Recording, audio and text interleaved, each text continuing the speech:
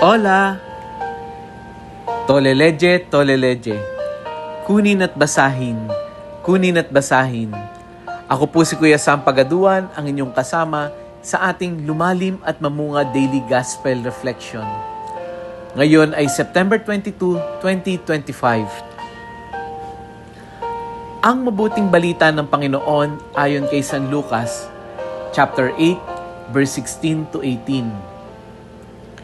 Noong panahong iyon, sinabi ni Jesus sa mga tao, walang taong nagsisindi ng ilaw at pagkatapos ay tatakluban ng banga o ilalagay kaya sa ilalim ng higaan. Sa halip, inilalagay ito sa talagang patungan upang makita ng mga pumapasok ang liwanag.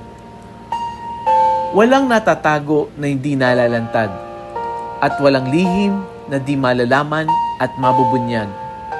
Kaya't pagbutihan ninyo ang inyong pakikinig, sapagkat ang mayroon ay bibigyan pa, ngunit ang wala ay aalisin, pati ang inaakala niyang nasa kanya.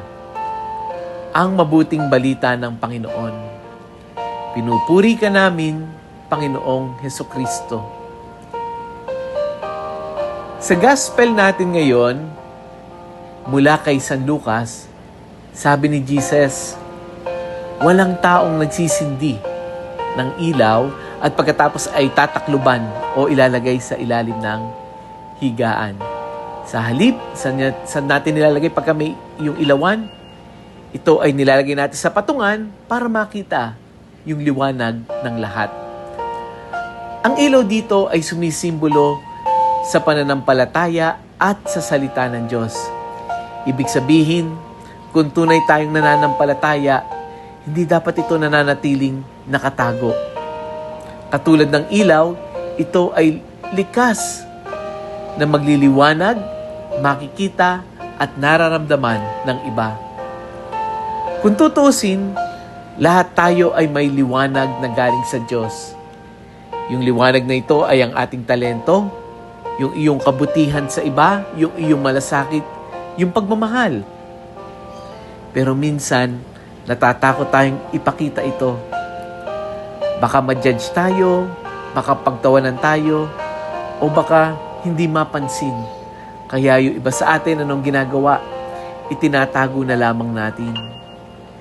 Pero ang sabi ni Jesus, darating ang araw, lahat ng nakatago ay malalantad at lahat ng lihim ay mahayag. Hindi pwedeng itago ang liwanag na galing sa Diyos. Maganda ang paalala ng Ebanghelyo natin ngayon. Lalo na, maiuugnay natin ito sa nangyayari sa ating lipunan.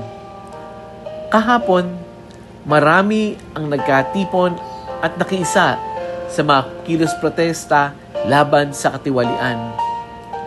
Nakita natin ang mga sama-samang pagtutol sa EDSA Shrine at sa iba't ibang panig ng bansa.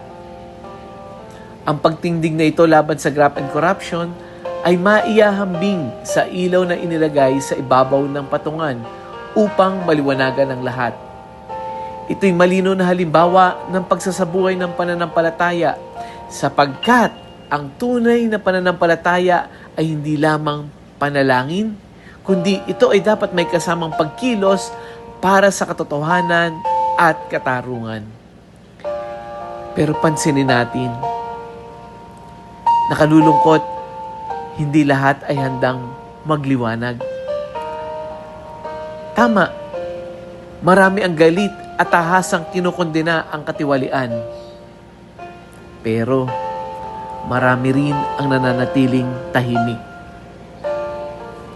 Bakit nga ba? Di ba masama iyon? Di ba masama magnakaw? Bakit hindi sila makapagsalita? Sapagkat ang ilan tila nakikinabang din. Nabibigyan sila ng balato, nakakatanggap ng pabor, o kaya ay natatakot na mawala ang kanilang pakinabang. Kaya sa halip na magsalita, pikit na lang, nagbubulag-bulagan. Para bang may takip ang mga bibig, mata at tenga. Pero malinaw ang sinabi ng Ebanghelyo. Walang natatago na hindi malalantad at walang lihim na hindi mabubunyag. Hindi kailanman maitatago ang kasinungalingan at kasamaan. Darating at darating ng panahon na ito'y mabubunyag sa liwanag. Kaya't ang tanong para sa atin ngayon ay, handa ba tayong maging ilaw na nagbibigay liwanag o mas pipiliin nating manatili sa dilim ng katahimikan at pakikinabang? Paano natin ito maisasabuhay? Makibahagi tayo. Hanapin natin ang liwanag at maging mulat sa mga nangyayari. Huwag basta-basta maniwala sa mga napapanood at nababasa sa social media. Hilingin din natin na ipakita sa atin ang tunay na liwanag at tayo rin ay maging liwanag sa iba. Let us pray. Panginoon, salamat sa liwanag ng iyong salita. Turuan mo kami na huwag matakot magliwanag sa harap ng iba. Palakasin mo ang aming pananampalataya upang sa bawat gawa, bawat salita, at bawat kilos ay makita ka ng aming kapwa. Huwag mo kaming hayaang matakot, kundi bigyan mo kami ng tapang na maging ilaw sa gitna ng dilim. Amen. Mga kapatid, kung ikaw ay naliwanagan sa gospel natin ngayon, i-share natin to sa iba. Baka ito rin yung magsilbing maging liwanag para sa kanila.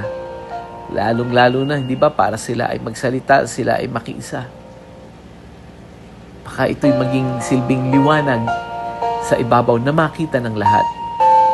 Lagi nating tatandaan, buhay ang salita ng Diyos. Kaya nitong panibaguhin ang puso ni Numan. Ako po si Kuya Sam Pagaduan, laging nag-aanyaya, halina, tayo ay lumalim at mamunga. Lumalim sa pananampalataya at mamunga ng mabuting gawa. God bless us all. Happy Monday po sa inyong lahat.